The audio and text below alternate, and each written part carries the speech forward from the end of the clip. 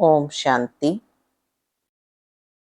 आज बाबा के 11-10 के महावाक्य हैं। मीठे बच्चे, ये पढ़ाई बहुत सस्ती और सहज है। पद का आधार गरीबी व साहूकारी पर नहीं, पढ़ाई पर है। इसलिए पढ़ाई पर पूरा ध्यान दो। बाबा कहते, गरीब ये ज्ञान को अच्छे से धारण कर सकते हैं, इसमें कोई ज़्यादा पैसे की बात नहीं है। पूरा पढ़ाई पर ध्यान देंगे तो वो भी आगे जा सकते हैं। प्रश्न है, ज्ञानी तो आत्मा का पहला लक्षण कौन सा है? उत्तर है, वह सभी के साथ अति मीठा व्यवहार करेंगे। किसी से दोस्ती, किसी से दुश्मनी रखना यह ज्ञानी तो आत्मा का लक्षण नहीं। बाप की श्रीमत है, बच्चे अति मीठा बनो, प्रैक्टिस करो। मैं आत्मा इस शरीर को चला रही हूँ, अब मुझे घर जाना है। गीत है, तू प्यार का सागर है। ओम शांति। बच्चों ने किसकी महिमा सुनी? निराकार बेहद के बाप की। वह ज्ञान का सागर ऊंचे ते ऊंच है, उनको ही ऊंचते ऊंच बाप कहा जाता है। परम शिक्षक अर्थात ज्ञान का सागर भी कहा जाता है। अभी तुम समझते हो यह महिमा हमारे बाप की है, जिस द्वारा हम बच्चों की भी वही अवस्था होनी चाहिए। वह बड़े ते बड़ा बाप है, कोई साधु सन्यासी तो नहीं है। यह तो बेहद का बाप निराकार परमपिता परमात्मा है।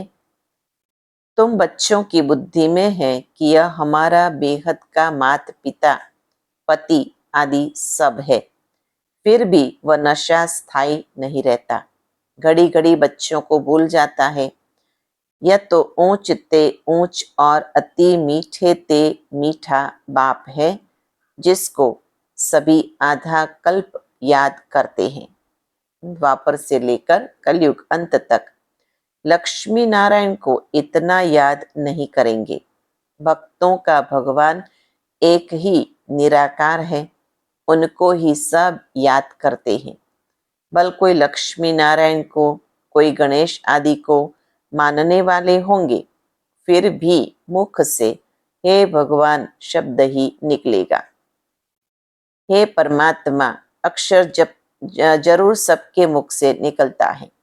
आत्मा उनको याद करती है। जिस्मानी भगत जिस्मानी चीज को याद करते हैं, तो भी आत्मा इतनी पिताव्रता है जो अपने बाप को जरूर याद करती है। दुख में झट आवाज निकलता है परमात्मा, यह जरूर समझते कि वह परमात्मा निराकार है, परंतु उनका महत्व नहीं जानते। अभी तुम महत्व को जानते हो कि वह तो हमारे सन्मुख आए हैं। वह है स्वर्ग का रचयिता, हमको सन्मुख पढ़ा रहे हैं। यह एक ही पढ़ाई है। वह जिस्मानी पढ़ाइयाँ तो भिन्न भिन्न प्रकार की होती है। कोई का मन पढ़ाई में नहीं लगता तो छोड़ भी देते हैं। यहाँ इस पढ़ाई में पैसे आदि की कोई बात नहीं। वह गवर्नमेंट भी गरीबों को फ्री पढ़ाती है। यहाँ भी यह है ही मुफ्त में पढ़ाई, फीस कुछ भी नहीं। बाप को गरीब निवास कहा जाता है, गरीब ही पढ़ते हैं। यह है बहुत सहज और सस्ती पढ़ाई। मनुष्य अपने को इंश्योर भी करते हैं। यहाँ भी तुम इंश्योर करते हो, कहते हो बाबा आप हमें स्वर्ग में 21 जन्मों का एवजा देना। भक्ति मार्ग में ऐसे नहीं कहते, हे परमात्मा हमको 21 जन्म के लिए वर्षा दो। यह तुम अभी जानते हो, हम डायरेक्ट अपने को इंश्योर करते हैं। यह तो हमेशा कहते फलाना ईश्वर फल देने वाला है, यह हमेशा कहते कि फल देने वाला तो ईश्वर है, सबको ईश्वर ही देते हैं। बल कोई भी साधु संत रिद्धि सिद्धि वाला हो, देने वाला सबको ईश्वर है। आत्मा कहेगी देने वाला ईश्वर है। दान पुण्य आदि करते हैं, फिर भी उसका फल देने वाला ईश्वर ही है। इस पढ़ाई में कोई खर्चा नहीं है। बाबा ने समझाया है, गरीब का भी इतना ही इंश्योर होता है। साहूकार लाख करेगा तो इनको लाख का मिलेगा। गरीब 1 रुपया करेंगे, साहूकार 5,000 करेंगे तो भी एवजा दोनों को इक्वल मिलता है। गरीबों के लिए बहुत सहज है, कोई फीस नहीं लगती। न फीस है, न कोई किताब आदि का खर्चा है, न कोई स्कूल में एंट्रेंस फी है, कुछ भी बाबा कहते यहाँ नहीं लगता। गरीब अथवा साहूकार दोनों बाप से वर्षा पाने के हकदार है। तो सारा मदार पढ़ाई पर है। गरीब अच्छा पढ़ते तो उनका पद साहूकारी से भी ऊंच हो जाता। पढ़ाई ही कमाई है, बड़ी सस्ती और सहज पढ़ाई है। सिर्फ इस मनुष्य सृष्टि जाड़ के आदि मध्य अंत को जानना है, जिसको कोई भी मनुष्य मात्र जानता नहीं। त्रिकालदर्शी कोई हो नहीं सकता। सब कह देते हैं बेअंत है, समझते हैं मनुष्य सृष्टि का बीज रूप परमात्मा है। यह उल्टा जाड़ है, फिर भी कह देते हम यथार्थ रीति नहीं जानते। बरोबर यथार्थ तो बाप ही बताएंगे ना। जो नॉलेजफुल है, सारा मदार तुम बच्चों की पढ़ाई पर है। अभी तुम नंबरवार पुरुषार्थ अनुसार जानते हो, तुम मास्टर ज्ञान सागर हो।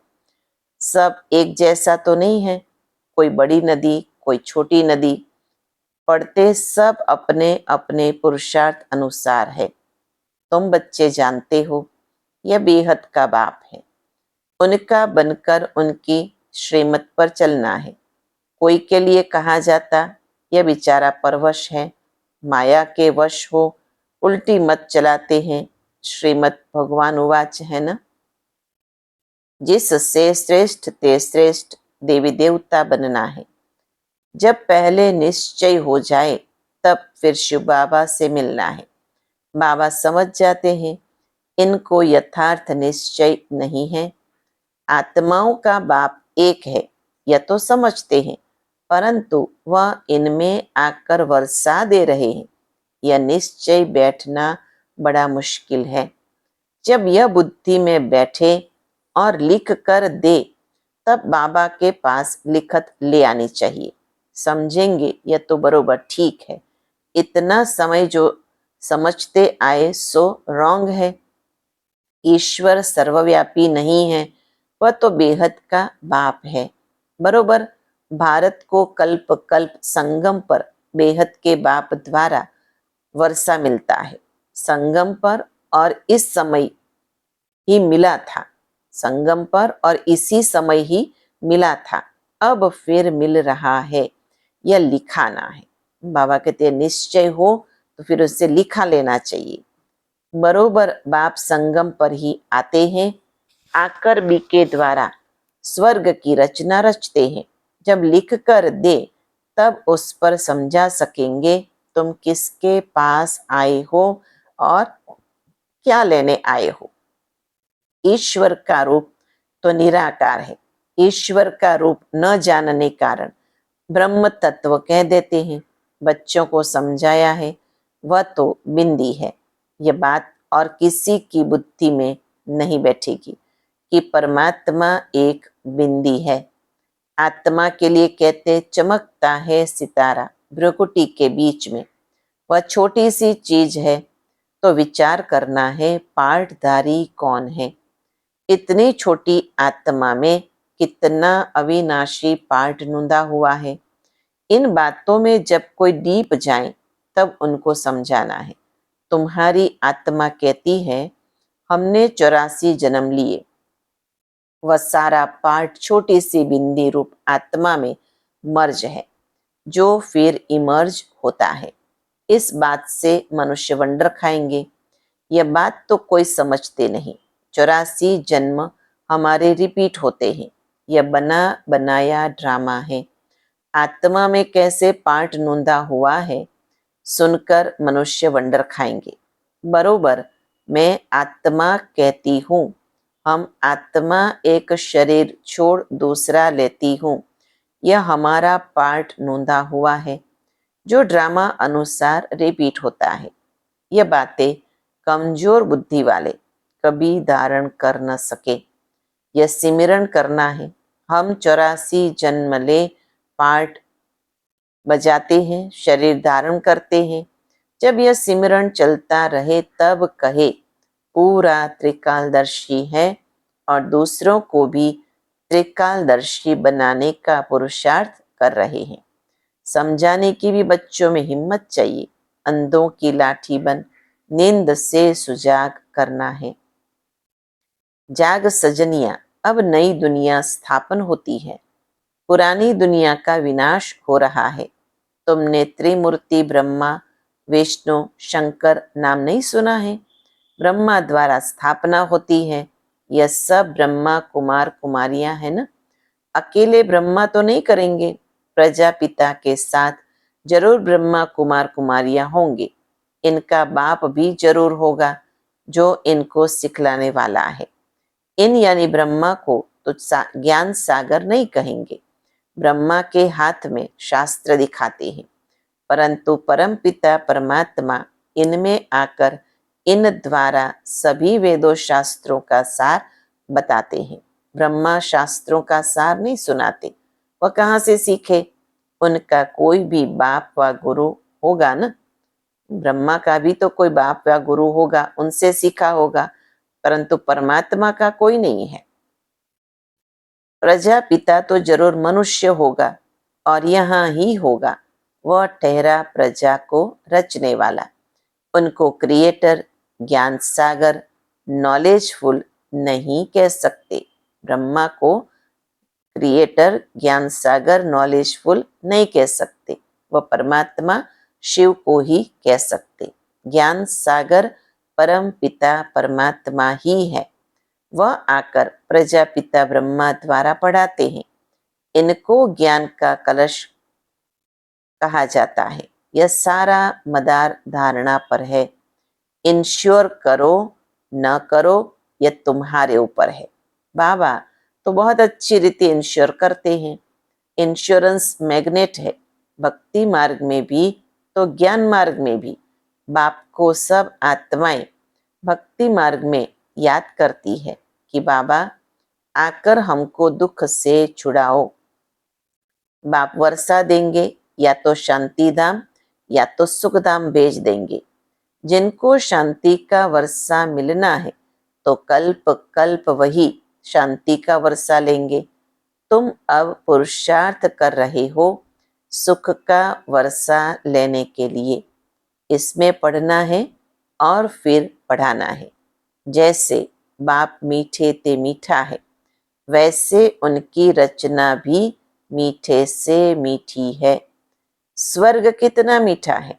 नाम स्वर्ग तो मुख से, जैसे कि बाबा कहते मुख में जैसे रस निकलता है।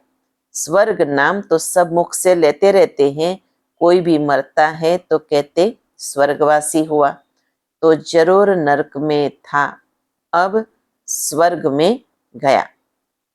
जाता नहीं है तो भी कहते हैं। आजकल तो स्वर्ग के भी अच्छे अच्छे चित्र, अच्छे अच्छे पोस्टर्स बनने लगे हैं, तो उसके लिए भी बहुत अच्छी जैसे विजन देखते हैं तो जैसे हम स्वर्ग में पहुंच जाते हैं। यह हेल है, फिर उनको यहाँ मंगाने की खिलाने की क्यों कोशिश करते हैं? पित्र बुलाते हैं ना, श्राद्ध के दिन चल रहे हैं। आत्मा को बुलाना या पित्र को बुलाना है। तुम फिर सभी पितरों को, पितरों के बाप को बुलाते हो। सभी आत्माओं का बाप बैठ तुमको पढ़ाते हैं। तुम कितनी गुप्त सेना हो। शिव शक्तियां, शिव तो निराकार है ना। तुम शक्तियां हो उनके बच्चे।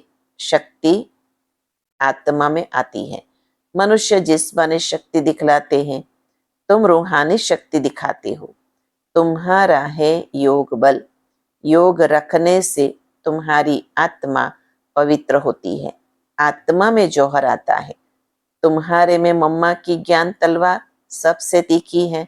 यह कोई स्थूल कटारी व तलवार की बात नहीं है। तो फिर देवियों को ज्ञान के हिसाब से ज्ञान तलवार, ज्ञान कटारी की बात, परंतु देवियों को स्थूल हथियार आदि दिखा दिए।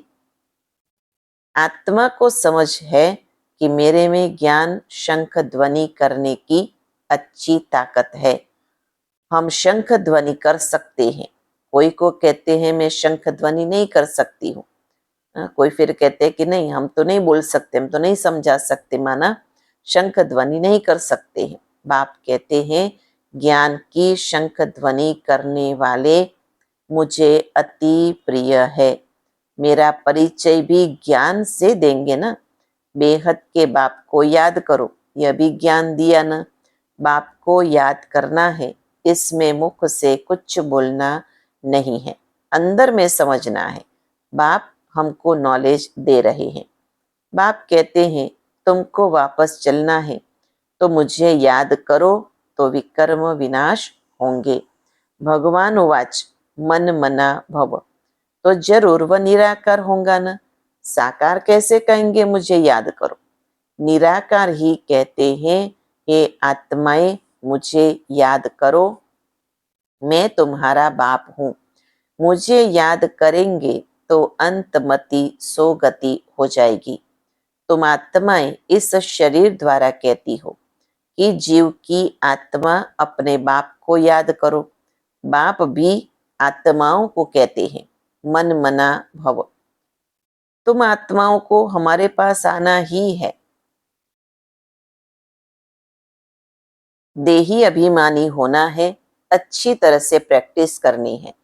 मैं आत्मा इस शरीर को चलाने वाली हूँ। अब मुझे वापस बाप के पास जाना है। बाप कहते हैं चलते फिरते उठते बैठते क्या करो, मुझे याद करो। जो अशांति फैलानी है, जो अशांति फैलाते हैं वो अपना पद भ्रष्ट करते हैं। इसमें तो बहुत बहुत मीठा बनना है। गीत भी है ना, कितना मीठा कितना प्यारा शिव भोला भगवान। तुम भी उनके बच्चे भोले हो। फर्स्ट क्लास रास्ता बताते हो कि बाप को याद करो तो स्वर्ग के मालिक बनोगे। और कोई ऐसे सौदा दे न सके तो बाप को बहुत याद करना चाहिए। जिनसे इतना सुख मिलता है उनको ही याद करते हैं। पतित पावन आओ। आत्माएं पतित बनी है, उनके साथ शरीर भी पतित बना है। आत्मा और शरीर दोनों पतित बने हैं। वह लोग तो कह देते आत्मा निर्लेप है, पतित नहीं बन सकती, परंतु नहीं। एक परम पिता परमात्मा में ही कभी खाद नहीं पड़ती, बाकी तो सब में खाद पड़नी ही है। हर एक को सतो रजो तमो में आना ही है।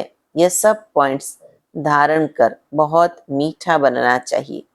ऐसे नहीं कोई से दुश्मनी, कोई से दोस्ती, देह अभिमान में आकर यहाँ ही बैठ कोई से सर्विस लेना बिल्कुल रॉन्ग है। अच्छा, मीठे मीठे सिकिलधे बच्चों प्रति माता पिता बाप दादा का याद प्यार और गुड मॉर्निंग। रूहानी बाप की रूहानी बच्चों को नमस्ते। हम रूहानी बच्चों की रूहानी माता पिता बाप दादा को याद प्यार गुड मॉर्निंग और नमस्ते। बनो फरिश्ते, सदा रहो हंसते। धारणा के लिए सार, ज्ञान का सिमरण कर त्रिकालदर्शी बनना है और बनाना है। अंधों की लाठी बन उन्हें अज्ञान नींद से सुजाग करना है। दूसरा, 21 जन्मों के लिए अपना सब कुछ इंश्योर करना है, साथ साथ ज्ञान की शंख ध्वनि करनी है। वरदान, अपनी जिम्मेवारियों के सब बोझ बाप को दे सदा निश्चिंत रहने वाले सफलता संपन्न सेवाधारी भव। जो बच्चे जितना स्वयं हल्के रहते हैं उतना सेवा और स्वयं सदा ऊपर चढ़ते रहते हैं, अर्थात उन्नति को पाते रहते हैं। इसलिए सब जिम्मेवारियों के बोझ बाप को देकर स्वयं निस्फुर्ने रहो, माना निश्चिंत रहो। किसी भी प्रकार के मैंपन का बोझ न हो, सिर्फ याद के नशे में रहो, बाप के साथ कंबाइंड रहो। तो जहाँ बाप है वहाँ सेवा तो स्वतः हुई पड़ी है। करावन हार करा रहे हैं तो हल्के भी रहेंगे और सफलता संपन्न भी बन जाएंगे। स्लोगन है, बेहद ड्रामा के हर दृश्य को निश्चित जानकर सदा निश्चिंत रहो। बेहद ड्रामा के हर दृश्य को निश्चित जानकर सदा निश्चिंत रहो। ओम शांति।